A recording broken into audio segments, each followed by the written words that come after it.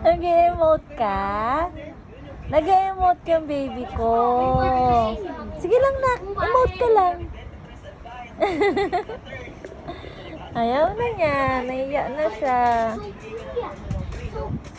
May lights daw kasi. Naka na emote mo na? Paano emote? Oh. Pero bukas na ako mag-plastic over. Bukas na naman. Ah.